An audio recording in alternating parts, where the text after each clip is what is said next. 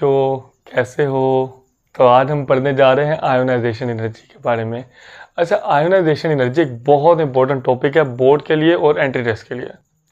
हम आपसे वादा करते हैं कि ये वीडियो देखने के बाद आपको कहीं और से नहीं पढ़ना पड़ेगा। एकदम बेस्ट वीडियो बना देंगे आज आपके लिए, आपको फील हो जाएगा आज का लेक्चर। शुरू कर रहे हैं, चलो आ जाओ फिर शुरू करते हैं। तो हेडिंग डालेंगे प्यारे बच्चों, आयोनाइजेशन एनर्जी। आपसे एक छोटी सी रिक्वेस्ट ये है कि प्यारे बच्चों अपने अगल बगल की डिस्टर्बेंसेस को बंद कर दो, टीवी को देखना बंद कर दो, छोटे भाई की साइकिल से खेलना बंद कर दो। चलो तो शुरू करते हैं आयोनाइजेशन एनर्जी। कॉपी और पेंसिल लेकर बैठ जाओ, शुरू करते हैं। तो पहले तो देखें बेटा, आपको पता है कि एटम के सेंटर के अंदर प्रोटॉन पाया जाता है और इलेक्ट्रॉन उसके अगल बगल गोल गोल घूमता रहता है, मस्त चक्कर लगाता रहता है। अच्छा जी, अब आपको पता है ना ये प्रोटॉन और इलेक्ट्रॉन के दरमियान फोर्स पाई जाती है, electrostatic force of attraction, Coulomb's force जो आपने पढ़ी है, F = K Q1 Q2 by R का स्क्वायर। ठीक है, Q1 मतलब इलेक्ट्रॉन का चार्ज मान लो, Q2 मतलब प्रोटॉन का चार्ज मान लो, पॉजिटिव चार्ज, K कांस्टेंट है और R इनके दरमियान का डिस्टेंस है। भाई आपको पता है ना ये प्रोटॉन और इलेक्ट्रॉन एक दूसरे को अट्रैक्ट कर रहे हैं। अच्छा, अगर हम आपसे बोलें कि इस इलेक्ट्रॉन को यहां से बाहर निकालो, तो आपको इसको यहां से बाहर निकालने के लिए कुछ ना कुछ वर्क करना पड़ेगा, कुछ ना कुछ एनर्जी लगानी पड़ेगी, और वही एनर्जी क्या कराएगी? Ionization energy. So what is ionization energy? The energy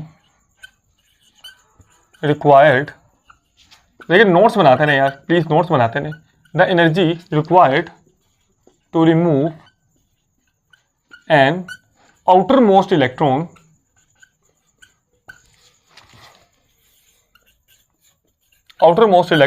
from neutral.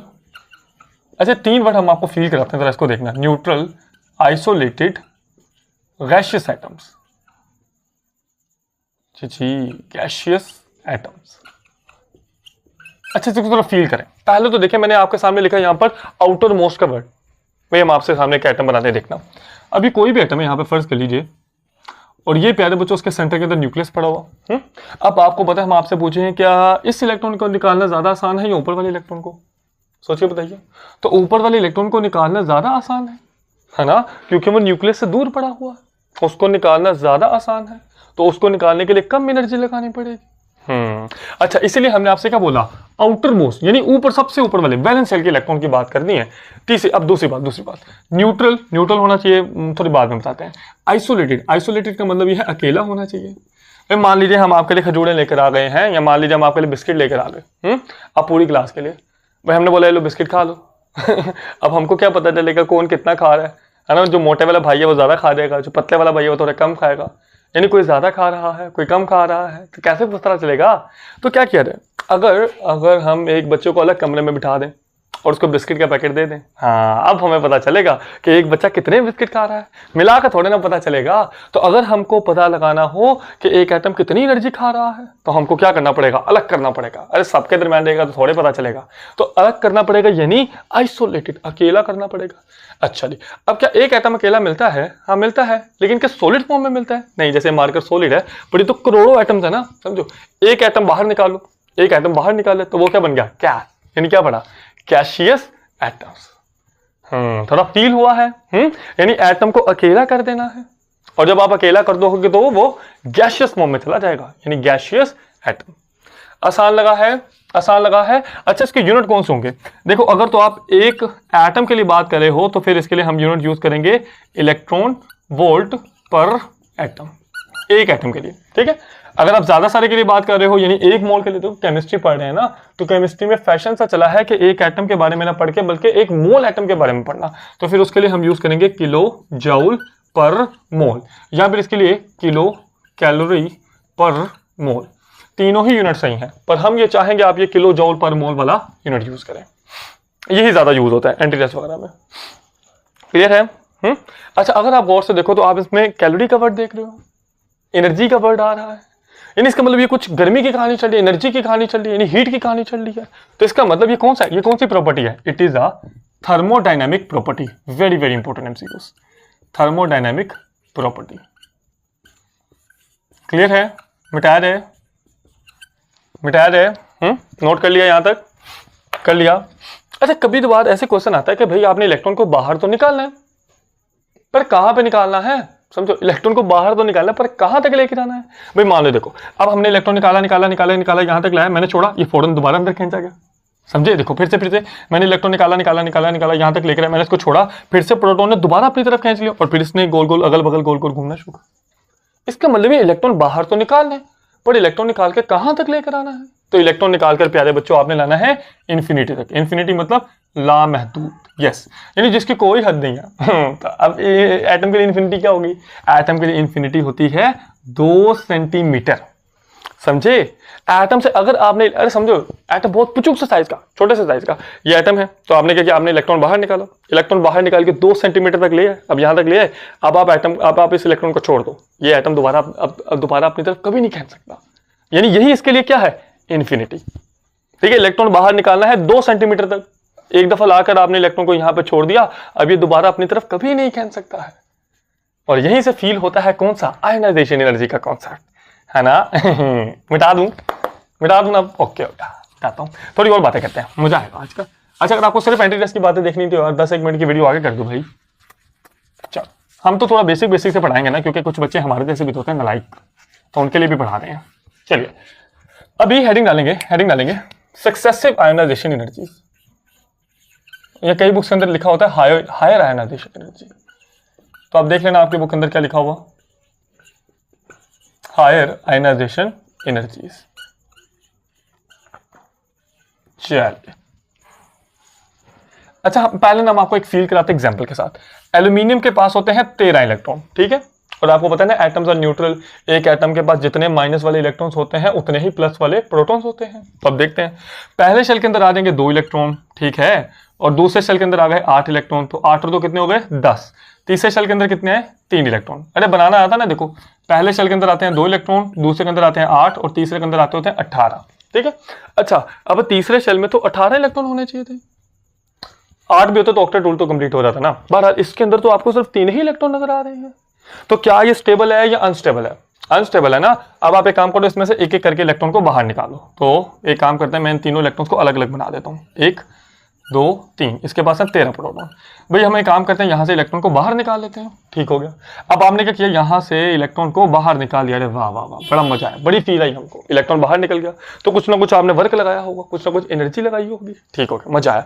अब ये क्या बन गया, ये बन गया एल्यूमिनियम से आपने एक इलेक्ट्रॉन बाहर निकाला ना, तो क्या बन गया, एल्यूमिनियम +1 इलेक्ट्रॉन। देखें, एल्यूमिनियम के पास प्रोटॉन तो उतने के उतने ही रहे हैं, सिर्फ इलेक्ट्रॉन कम हुए हैं, है ना। तो एक इलेक्ट्रॉन बाहर निकला है ना, तो इलेक्ट्रॉन कितने रह गए, 1 2 और 8, 10 और 2 12, लेकिन प्रोटॉन तो 13 के 13 ही रहे हैं, इसीलिए चार्ज कौन सा आ जाएगा, Al+1, ठीक है, एल्यूमिनियम +1। अब आपकी कुछ ना कुछ एनर्जी लगी होगी। अच्छा जी, अब सोच के बताइए, क्या दूसरे इलेक्ट्रॉन को भी निकालने के लिए उतनी ही एनर्जी चाहिए? नहीं, देखो क्यों बता क्या, देखो इसके पास प्रोटॉन ज्यादा है, 13 प्रोटॉन है, पहले तो 13 इलेक्ट्रॉन थे ना, अभी तो एक इलेक्ट्रॉन बाहर निकल गया, तो बदमाश बच्चा बाहर निकल गया। अब क्या होगा, अभी ज्यादा इलेक्ट्रॉन जो अब इसके पास बचे उनको थोड़ा ज्यादा जोर से पकड़ लेगा, ज्यादा जोर से पकड़ेगा तो एटम का साइज छोटा रह जाएगा, एटम का साइज छोटा रहेगा तो जो इलेक्ट्रॉन है वो न्यूक्लियस के पास चलेगा, न्यूक्लियस के पास चलेगा तो उनको निकालना भी मुश्किल होगा। यानी इसका मतलब यह है, अगर हम एल्यूमिनियम +1 से एक इलेक्ट्रॉन मजीद निकालते हैं, भाई एक इलेक्ट्रॉन बाहर निकालोगे तो चार्ज कौन सा आ जाएगा, Al+2, है ना, 2 इलेक्ट्रॉन बाहर निकल गए ना तो +2, तो इसका मतलब यह है ज्यादा एनर्जी लगानी पड़ेगी। अच्छा जी, अब सेम केस है, अगर हम यहां से भी एक इलेक्ट्रॉन बाहर निकाल दें, ये लो एक और इलेक्ट्रॉन बाहर निकल गया, अभी इसके पास कितने रह गए, 8 और 2 10 और 1 11, अब इसके पास 11 इलेक्ट्रॉन है, लेकिन प्रोटॉन तो 13 ही है ना। तो अगर अब आप इलेक्ट्रॉन बाहर निकालना चाहते हो तो क्या उतनी ही एनर्जी लगानी पड़ेगी? नहीं, इस बार उससे भी ज्यादा, जिसमें 2+ में लगाई थी ना, उससे भी ज्यादा एनर्जी लगानी पड़ेगी।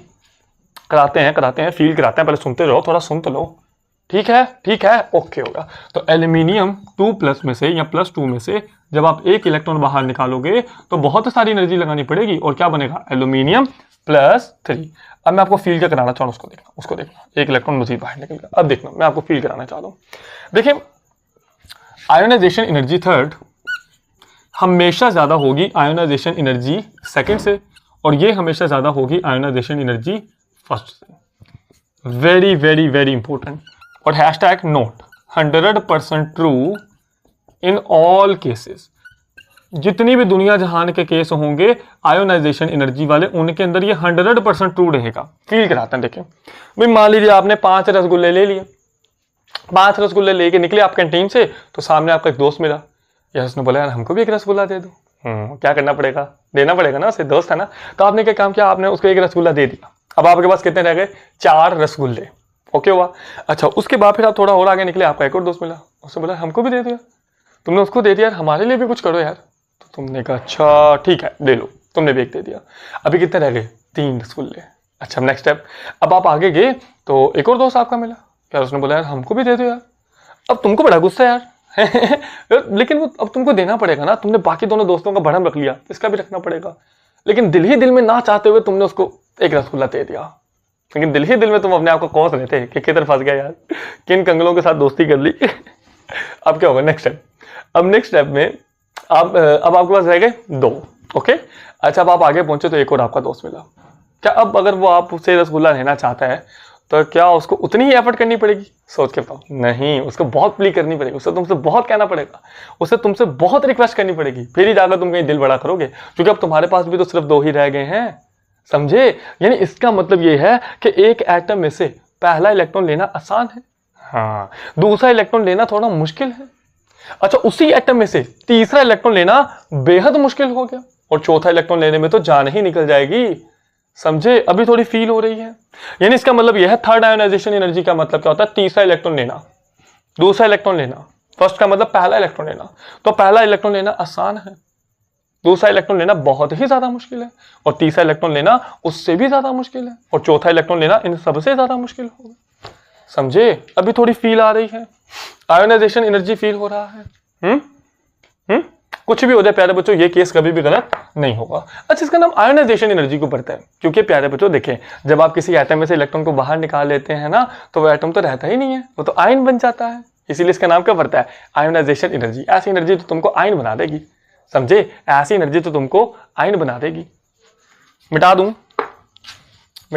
ओके हो गया, मिटा देते हैं। चलिए अभी हम देखते हैं कि वो कौन से फैक्टर्स हैं जिन पर आयोनाइजेशन एनर्जी डिपेंड करती है। सो हेडिंग डाल लें, फैक्टर्स ऑन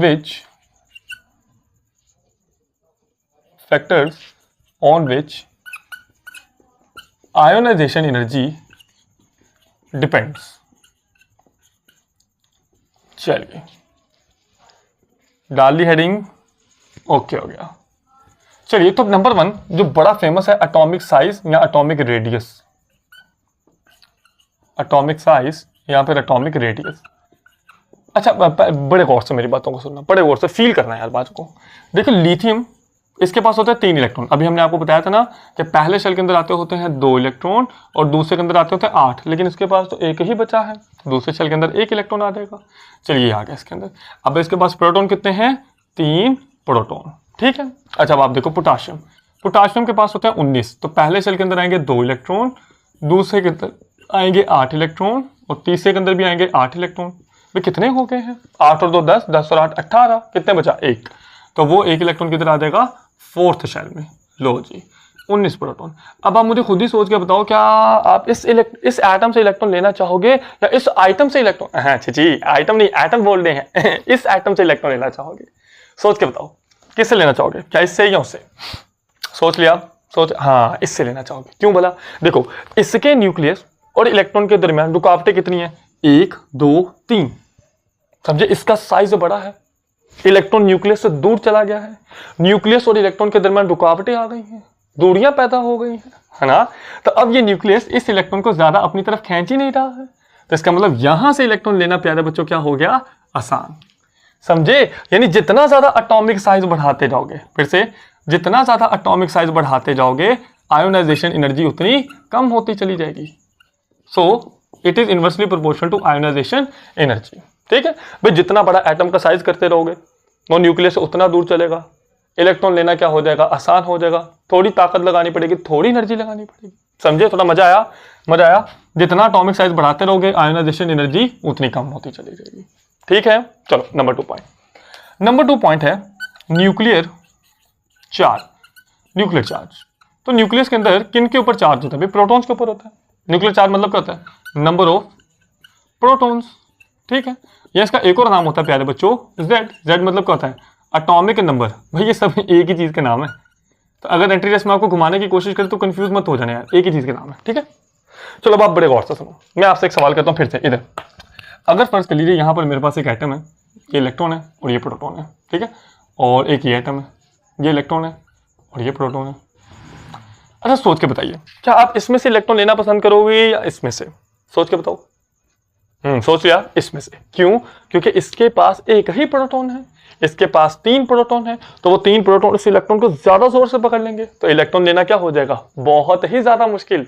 और इधर से इलेक्ट्रॉन लेना क्या है? आसान। यानी इसका मतलब ये है, जितने ज्यादा प्रोटॉन बढ़ाते रहोगे, जितने ज्यादा प्रोटॉन डालते रहोगे, वो इलेक्ट्रॉन को उतना ज्यादा पकड़ लेंगे। जितना ज्यादा इलेक्ट्रॉन को जोर से पकड़ लेंगे, इलेक्ट्रॉन को निकालना उतना ही मुश्किल हो जाएगा। आसान लगा है? आसान लगा है। तो न्यूक्लियर चार्ज या atomic number is directly proportional to ionization energy. ठीक है, जितने ज्यादा प्रोटॉन डालते रहोगे उतनी ही ज्यादा एनर्जी भी लगानी पड़ेगी। तो atomic number is directly proportional to ionization energy. आसान लग रहा है? मजा आ रहा है? आ रहा है? ओके हो गया। अब थर्ड वाला पॉइंट बड़ा फेमस, शील्डिंग इफेक्ट। और इसके ऊपर हम आप एक दो लंबी चौड़ी बहस नहीं करेंगे, बस ऊपर से बता देंगे यार। देखो शील्डिंग इफेक्ट है क्या? मैं देखें, इसके न्यूक्लियस और इसके इलेक्ट्रॉन के दरमियान, वैलेंस इलेक्ट्रॉन के दरमियान 1 2 3 रुकावटें हैं। इसके न्यूक्लियस प्यारे बच्चों और इस इलेक्ट्रॉन के दरमियान सिर्फ एक ही रुकावट है। तो भाई जितनी ज्यादा रुकावटें यानी शील्ड्स डालते रहोगे, जितनी ज्यादा शील्ड्स रुकावटें डालते रहोगे, इलेक्ट्रॉन निकालना उतना ही आसान हो जाएगा। यानी जितना ज्यादा शील्डिंग इफेक्ट बढ़ाते रहोगे, जितना ज्यादा शील्डिंग इफेक्ट बढ़ाओगे, तो आयोनाइजेशन एनर्जी उतनी ही कम लगेगी। समझे? Shielding effect is inversely proportional to ionization energy. ठीक है, जितनी ज्यादा शील्ड से डालते रहोगे, इलेक्ट्रॉन निकालना आसान, तो एनर्जी क्या लगेगी? कम। आसान लगा? आसान लगा। चलिए फोर्थ वाला पॉइंट। अब ये फोर्थ और फिफ्थ वाला point entrance point of view से बेहद इंपॉर्टेंट है। चलिए फिफ्थ वाला पॉइंट है shape of orbitals. Shape of orbital. चलिए अच्छा, अब आपने बड़े गौर से मेरी बात सुनी है। देखें, अगर आपको याद हो तो हमने आपको बताया होगा कि पहले शेल के अंदर 2 इलेक्ट्रॉन, दूसरे के अंदर 8, तीसरे के अंदर 18 और चौथे के अंदर 32। तो चौथे शेल के अंदर आते होते हैं 32 इलेक्ट्रॉन। अगर नहीं पता तो प्रिंसिपल क्वांटम नंबर वाला लेक्चर देख लो, उसमें हमने आपको फील कराया हुआ है। ठीक है, अब आप देखो इसमें 32 इलेक्ट्रॉन है, तो आपको पता है ना 32 इलेक्ट्रॉन को जब बड़ा करके देखा जाएगा, है ना, हाई रिजॉल्विंग पावर में, है ना, तो आपको पता था 2 इलेक्ट्रॉन अलग घूम रहे होंगे, 6 अलग घूम रहे होंगे, 10 अलग घूम रहे होंगे और 14 अलग घूम रहे होंगे। ठीक है, 6 और 2 8, 8 और 10 18, 18 और 14 32। ठीक है ना। अच्छा कौन सा शेल है? ये शेल है fourth shell, n is equal to 4। ठीक है, और आपको ये भी पता है ना कि इस शेल के अंदर ये जो पाए जा रहे हैं ये सब शेल है। ठीक है, अब आप बड़े गौर से सुनना। तो 2 इलेक्ट्रॉन का नाम आपने s रखना है, 6 का नाम p रखना है, 10 का नाम d रखना है और 14 का नाम आपने f रखना है। भाई हम आपसे पूछे, बताइए भाई किस सब शेल में से इलेक्ट्रॉन को निकालना ज्यादा आसान होगा? सोच के बताइए, सोच के बताइए। यस, पकड़ लिया। यस, तो आपको पता लग गया कि एस में से इलेक्ट्रॉन निकालना क्या है? मुश्किल है, क्योंकि एस वाला जो सबशेल है वो न्यूक्लियस के ज्यादा पास है। समझो बात क्या है? न्यूक्लियस के ज्यादा पास है तो इलेक्ट्रॉन निकालना मुश्किल हो जाएगा, है ना। पी वाला जो है वो थोड़ा न्यूक्लियस से दूर चला गया तो इलेक्ट्रॉन निकालना आसान हो गया। डी वाला जो है वो न्यूक्लियस से मजीद दूर चला गया तो उसमें से इलेक्ट्रॉन निकालना और भी आसान हो गया। और जो एफ वाला है वो न्यूक्लियस से सबसे दूर चला गया है तो उसमें से इलेक्ट्रॉन निकालना सबसे ज्यादा आसान है। याद रहेगा। चलिए, कोई दिक्कत तो नहीं हुई अभी तक समझने में? यानी एफ में से इलेक्ट्रॉन निकालना सबसे ज्यादा आसान, फिर डी में से, फिर पी में से और सबसे ज्यादा मुश्किल एस में से। नंबर 1 इसके पीछे रीजन क्या है कि न्यूक्लियस से दूर जाते जा रहे हैं ना, एफ न्यूक्लियस के सबसे ज्यादा दूर है तो इलेक्ट्रॉन निकालना क्या हो जाएगा? आसान। दूसरी रीजन ये भी है कि जो एस होता है, एस की शेप क्या होती है? दिखना, ये न्यूक्लियस है ना, तो ये एस है, इसके अगल बगल गोल गोल ऐसे। अब आप देख रहे हो ना कि एस पूरे न्यूक्लियस के अगल बगल मौजूद है, यानी न्यूक्लियस ने उसको पकड़ के रखा हुआ है। लेकिन पी कैसा था? पी ऐसा था, डंबल। समझे, डंबल है ना, थोड़ा डिफ्यूज हो गया, फैल गया है तो ढूंढना मुश्किल हो जाएगा। डी कैसा था याद है आपको? डबल डंबल, है ना, डबल डंबल याद करो यार। और एफ तो 8 फोल्ड था ना, तो इसका मतलब ये है ये सबसे ज्यादा फैला भी तो हुआ है, एफ वाला सबसे ज्यादा फैला हुआ, न्यूक्लियस से भी दूर है तो इलेक्ट्रॉन निकालना सबसे ज्यादा आसान किससे है? एफ में से। क्लियर है? मिटाया जाए? चलो मिटा देते हैं। और अब लास्ट वाला पॉइंट, इलेक्ट्रॉनिक कॉन्फ़िगरेशन, मजे वाला पॉइंट, बड़े फील वाला पॉइंट है, इलेक्ट्रॉनिक कॉन्फ़िगरेशन। चलिए, इलेक्ट्रॉनिक कॉन्फ़िगरेशन हेडिंग डालेंगे बस, एक और फैक्टर और उसके बाद थोड़ा पीरियोडिक टेबल के बारे में बात करेंगे। चलिए, तो नंबर 5 इलेक्ट्रॉनिक कॉन्फ़िगरेशन।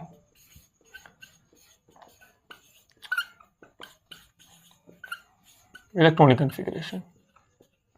अब ये हमसे क्या कहते हैं, जरा बात करते हैं। आ जाइए देखें, पहले तो जरा बड़ा गौर से सुनना। जो पी सबशेल होता है ना, पी सबशेल, इसके 3 ऑर्बिटल्स होते हैं, p x, p y, p z. अच्छा, पी के अंदर टोटल इलेक्ट्रॉन आते होते हैं 6 इलेक्ट्रॉन, ठीक है। अच्छा जी, तो ये रहा कुछ इस तरह से इसके orbitals, p x, p y, p z. अच्छा देखें, 1 2 3 4 5 6। अच्छा, पी के अंदर टोटल 6 ही इलेक्ट्रॉन आते होते हैं, और तो ये तो बड़ी तरह बुरा हुआ है ना। इसका मतलब इसका नाम क्या हो जाएगा, फुली फिल्ड। इसका नाम हो जाएगा फुली फिल्ड, ठीक है। अच्छा, एक और देखो, अगर प्यारे बच्चों हम आपके सामने कुछ इस तरह से लिखें 1 2 3। अच्छा, पी के अंदर टोटल तो 6 आते होते थे, पर यहां पर कितने इलेक्ट्रॉन है, यहां पर है 3 इलेक्ट्रॉन। तो इसका मतलब क्या हो गया, ये क्या है, हाफ फिल्ड। अच्छा जी, ठीक है। अच्छा देखें, जितने भी किसी सबशेल में इलेक्ट्रॉन आते हैं, जितने भी आते हैं, अगर आप उसका आधा कर लोगे तो वो हो जाएगा हाफ फील्ड, और पूरा कर लोगे तो फुली फील्ड। जैसे जैसे जैसे इसका हाफ फील्ड कितना है, 3। अच्छा इधर देखें, अगर डी है तो डी के अंदर टोटल कितने इलेक्ट्रॉन आते हैं, 10 इलेक्ट्रॉन, ठीक है। तो अगर आप 10 इलेक्ट्रॉन भर दोगे तो ये क्या हो जाएगा, फुली फील्ड, और अगर 5 इलेक्ट्रॉन भर दोगे तो ये क्या हो जाएगा, हाफ फील्ड। याद रहेगा। अच्छा, एफ के अंदर कितने इलेक्ट्रॉन आते हैं, एफ के अंदर आते हैं 14 इलेक्ट्रॉन। तो अगर आप 14 के 14 डाल दोगे तो फुली फिल्ड हो जाएगा, 14 इलेक्ट्रॉन। और अगर आप 7 इलेक्ट्रॉन डाल दोगे तो हाफ फिल्ड, ठीक है। अच्छा, आप इधर देखो, अब मैं आपको फील क्या करवाना चाह रहा हूं उसको देखना। अब ये मेरे पास पी है, और यहां पर मेरे पास है 1 इलेक्ट्रॉन, यहां पर सिर्फ 1 इलेक्ट्रॉन है, ठीक है। अब ये 1 इलेक्ट्रॉन आ गया, भाई ये वाला कहेगा यार तुम्हारे पास 1 इलेक्ट्रॉन क्यों है, हमारे पास क्यों नहीं है, तो शोर मचाएगा। उसके बगल वाला ये भी शोर मचाएगा, कहेगा यार तुम्हारे पास क्यों इलेक्ट्रॉन है, हमारे पास क्यों नहीं है। यानी इसका मतलब ये है, ये तो सिर्फ 1 ही इलेक्ट्रॉन इसके अंदर पाया जा रहा है। ऐसे ऐसे ऐसे का नाम होता है पार्शियली फिल्ड, आधा अधूरा फिल्ड, जुजवी। पार्शियली का मतलब होता है जुजवी, आधा अधूरा। अब ये इसका नाम है पार्शियली फिल्ड, यानी पार्शियली फिल्ड का मतलब कितने इलेक्ट्रॉन, 1, ठीक है। अच्छा इधर इधर फिर से, अब मैंने इसके अंदर 1 और इलेक्ट्रॉन डाल दिया, ठीक है। अब ये वाला इलेक्ट्रॉन, ये डब्बा खाली पड़ा है, ये डब्बा बोलेगा यार तुम दोनों कितने शैतान हो, तुम दोनों अकेले बैठ के मस्ती कर रहे हो, मैं अकेला बैठा हूं, है ना। तुम्हारे पास भी 1 इलेक्ट्रॉन है, तुम्हारे पास भी 1 इलेक्ट्रॉन है, पर मैं तो अकेला बैठा हूं, तो तंग करना शुरू कर देगा। अच्छा, तो इसका मतलब ये क्या हो गया, अनस्टेबल, है ना। पार्शियली फिल्ड क्या हो गया, अनस्टेबल, क्योंकि ये तो तंग करना शुरू हो गया, या लीस्ट स्टेबल जिसको आप कह सकते हो। अच्छा, इसके अंदर कितने इलेक्ट्रॉन थे, 2, ठीक है। अब आप एक काम करो, इसको 1 इलेक्ट्रॉन दे दो।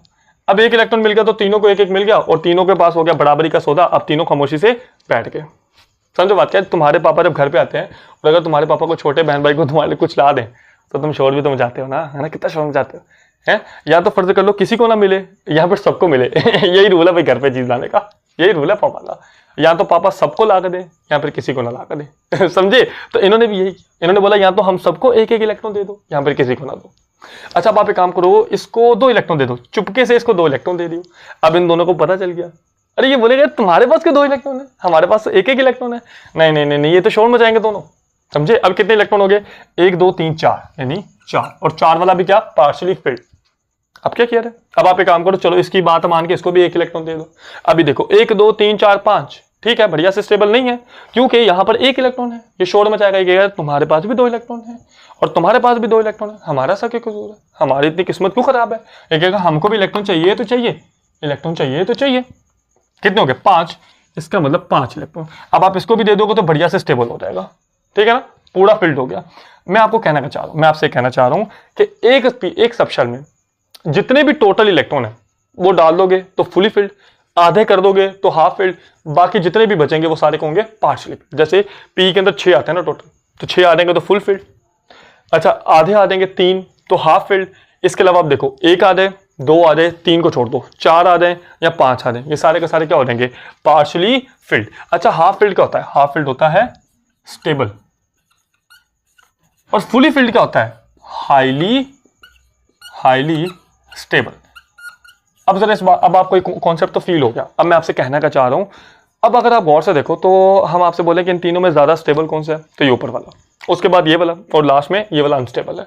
तो किस में से इलेक्ट्रॉन निकालना ज्यादा आसान है तुम्हारे लिए, समझो ये अनस्टेबल है, इसमें से इलेक्ट्रॉन निकालना क्या है, आसान। अरे संजय उधर मचा रहे हैं, ये पहले से ही तंग कर रहे हैं, तो आप अपने अंदर हाथ डाल रहे हैं, पुचुक करके इलेक्ट्रॉन को बाहर निकाल लोगे। यानी इसका मतलब ये है कि पार्शियली फिल्ड ऑर्बिटल में से या पार्शियली फिल्ड सबशेल में से, जो भी आप वर्ड बोल लो, इनमें से इलेक्ट्रॉन निकालना क्या होता है, आसान होता है, क्योंकि ये अनस्टेबल होते हैं। हाफ फील्ड में से निकालना थोड़ा मुश्किल होता है क्योंकि वो स्टेबल होते हैं, और फुली फील्ड में से निकालना तो बहुत ही ज्यादा मुश्किल होता है क्योंकि वो वेरी वेरी हाईली स्टेबल होते हैं। क्लियर है, मजा आया है, मजा आया है, ओके हो गया। क्वेश्चन करवाया जाए आपसे, चलो मैं आपको क्वेश्चन देता हूं करने के लिए, देखते हैं आप में से कोई इतना इंटेलिजेंट है जिसको सॉल्व कर ले। चलिए देखते हैं चलिए देखें गौर से। बोरोन के पास होते हैं 5 इलेक्ट्रॉन, ठीक है। तो पहले शेल के अंदर आकर 2 इलेक्ट्रॉन और दूसरे के अंदर लिखे बोरोन, तो बोरोन के पास होते हैं 5 इलेक्ट्रॉन, पहले शेल के अंदर आ जाएंगे 2 इलेक्ट्रॉन और दूसरे के अंदर कितने आ जाएंगे, 3 इलेक्ट्रॉन, ठीक है। इन 3 में से 2 किधर चले जाएंगे, एस में, और बाकी जो एक चलेगा वो किधर जाएगा, पी में, ठीक है। अभी हमने पढ़ा ना कि पी के अंदर अगर 3 या 6 के अलावा जितने भी इलेक्ट्रॉन आएंगे तो वो पार्शियली फिल्ड होगा, और अगर पार्शियली फिल्ड होगा तो हाईली अनस्टेबल होगा। यानी इसमें से इलेक्ट्रॉन निकालना बहुत ही ज्यादा आसान है। अब आप इधर देखो, नाइट्रोजन के पास 7, पहले शेल के अंदर 2, दूसरे के अंदर कितने आए, 5 में से 2 किधर चले जाएंगे, एस में, बाकी 3 किधर जाएंगे, पी में। अच्छा, पी में 3 इलेक्ट्रॉन है, यानी हाफ फील्ड वाली फील आ रही है, यानी इलेक्ट्रॉन निकालना मुश्किल हो जाएगा। अच्छा, अब आप इधर देखो, नियोन के पास होते हैं 10, तो पहले शेल के अंदर आ जाएंगे 2 और दूसरे के अंदर कितने आ जाएंगे, 8। तो अब ये क्या हो जाएगा, फुली फिल्ड है ना।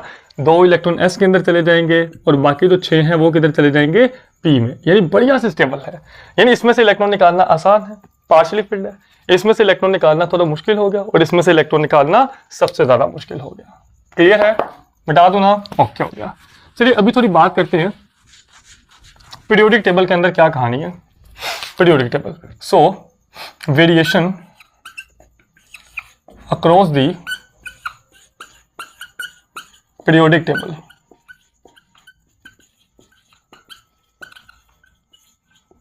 अच्छा, याद रखें प्यारे बच्चों कि पहले तो हम जरा ग्रुप के बारे में बात करते हैं।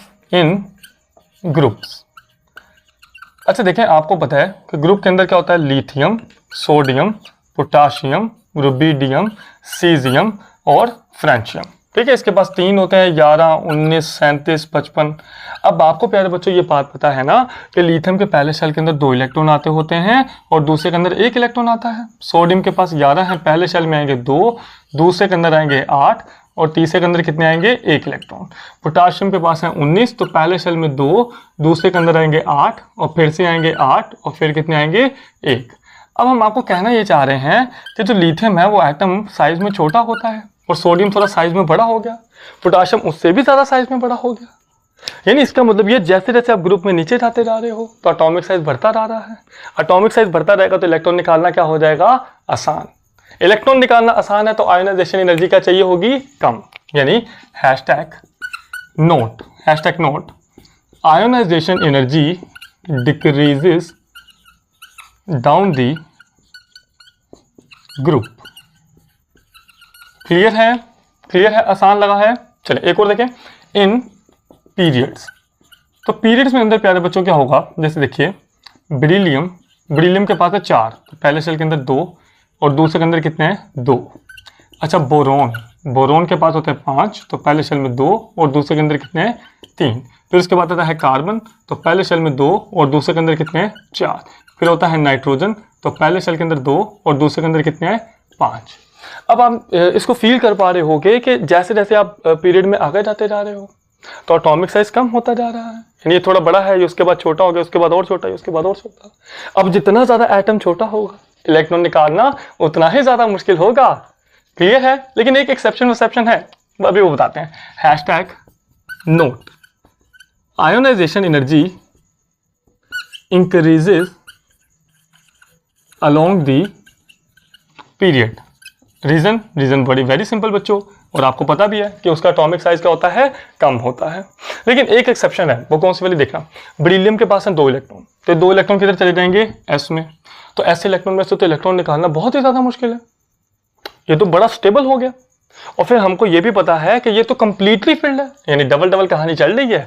बोरॉन के पास होते हैं 3, तो 2 किधर जाएंगे S में और 1 किधर चला जाएगा P में। अब ये P क्या है, पार्शली फिल्ड, और P में से इलेक्ट्रॉन निकालना भी आसान है क्योंकि P न्यूक्लियस से क्या है, ज़्यादा दूर। इसका मतलब ये एक एक्सेप्शन है कि बोरॉन में से इलेक्ट्रॉन निकालना ज़्यादा आसान है और बेरिलियम में से इलेक्ट्रॉन निकालना मुश्किल है। आसान लगा, बोरॉन में से इलेक्ट्रॉन निकालना आसान है, बेरिलियम में से मुश्किल है।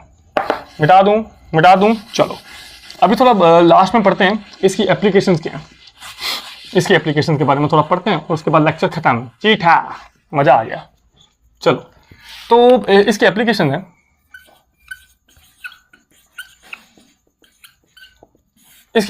है, नंबर 1 मेटालिक इंडेक्स के बारे में, यानी इंडेक्स टू मेटालिक कैरेक्टर। अच्छा, अगर हम आपसे बोलें कि मेटल्स कौन से एटम्स हैं, तो आपको पता है मेटल्स ऐसे एटम्स होते हैं जो इलेक्ट्रॉन्स को बाहर निकालते हैं, यानी ऐसे एटम जो इलेक्ट्रॉन को बाहर निकालना पसंद करते हैं वो मेटल्स कहलाते हैं। देखो, एक एटम पहले इलेक्ट्रॉन को बाहर निकालना चाह रहा है तो मैं क्या करूंगा, मैं उसका इलेक्ट्रॉन पढ़ के पुचुक करके खींचूंगा तो वो आसानी से बाहर आ जाएगा। इसका मतलब मेरी एनर्जी लगी नहीं, यानी इसका मतलब ऐसे एटम जिनकी आयोनाइजेशन एनर्जी है लो, यानी जिनमें से इलेक्ट्रॉन निकालना बेहद आसान है, तो इसका मतलब वो क्या होंगे, वो होंगे मेटल्स, क्योंकि मेटल्स ऐसे ही तो एटम्स होते हैं जो बड़े जीदार होते हैं, इलेक्ट्रॉन को बाहर निकालना चाहते हैं, मजे करना चाहते हैं। अच्छा, अगर फर्ज कर लीजिए हमने एक एटम पकड़ा पुचुक करके बाहर निकाल दिया। अब जो हमने बाहर निकाला है ना प्यारे बच्चों, थोड़ी ताकत लगी है ना, थोड़ी एनर्जी लगी है, यानी इस बार हमारी एनर्जी क्या लगी, मॉडरेट यानी इंटरमीडिएट, ना बहुत ज़्यादा ना बहुत कम। तो अगर मॉडरेट आयोनाइजेशन एनर्जी लगेगी, इसका मतलब वो क्या होंगे, मेटलॉइड्स। और मेटलॉइड्स क्या होते हैं, हाफ कंडक्टर्स, यानी ना तो ये लड़का है ना ये लड़की है समझ रहे हो ये दरमियान के हैं ना तो मेटल्स की तरह ना नॉन मेटल्स की तरह। और उसके बाद हमारे पास क्या होता है, जी यस, कुछ ऐसे एटम्स हैं जो अपने अंदर से इलेक्ट्रॉन बाहर निकालना ही नहीं चाहते हैं, जैसे फ्लोरीन को पकड़ते रहो खींचते रहो, फ्लोरीन अपने अंदर से इलेक्ट्रॉन बाहर ही नहीं निकालता। इसका मतलब उसको इलेक्ट्रॉन निकालने के लिए बहुत ज़्यादा एनर्जी चाहिए। इसका मतलब आपको उनसे नॉन मेटल वाली फील आ रही है, यानी अगर आपको आयोनाइजेशन एनर्जी पता चल जाए, अगर किसी की बहुत ज़्यादा तो इसका मतलब वो नॉन मेटल है, जिसकी ना बहुत ज़्यादा ना बहुत कम वो मेटलॉइड है, और जिसकी एनर्जी बहुत ही कम है वो मेटल्स है। याद रहेगा एक बड़ा इंपॉर्टेंट रिलेशनशिप है, उसको तरह पढ़ते हैं। सच्ची रिलेशनशिप, यस। तो आयोनाइजेशन एनर्जी डायरेक्टली प्रोपोर्शनल होती है स्टेबिलिटी के और इनवर्सली प्रोपोर्शनल होती है रिएक्टिविटी के। अब इसका मतलब क्या है, आइए फील करते हैं। देखें, अगर किसी की आयोनाइजेशन एनर्जी ज़्यादा तो उतना ज़्यादा वो स्टेबल, समझे। जिसकी आयोनाइजेशन एनर्जी बहुत ज़्यादा वो बहुत ज़्यादा स्टेबल, और जिसकी आयोनाइजेशन एनर्जी कम, इसका मतलब क्या है कि वो बहुत ज़्यादा रिएक्टिव, यानी तीनों एक दूसरे के इनवर्सली प्रोपोर्शनल भी हैं। ये देखो जैसे हीलियम के पास होते हैं 2 इलेक्ट्रॉन, तो इसके पास आ गए 2 इलेक्ट्रॉन। हीलियम आपको पता है ना नोबल गैस है, और इसके अलावा ये 0 ग्रुप के एलिमेंट्स पे बिलोंग करते हैं। देखें, हीलियम के में से 2 इलेक्ट्रॉन निकालना बहुत मुश्किल है क्योंकि ये S के अंदर जा रहा है, तो इलेक्ट्रॉन निकालना बहुत मुश्किल है। अब इसकी आयोनाइजेशन एनर्जी बहुत ज़्यादा है, तो स्टेबल भी बहुत ज़्यादा है, और इसकी रिएक्टिविटी क्या है, बहुत ही कम है, ये रिएक्शन करना ही नहीं चाहता है, समझे। अच्छा, एक और देखो, जैसे कि हमारे पास अल्कली मेटल्स हैं, अल्कली मेटल्स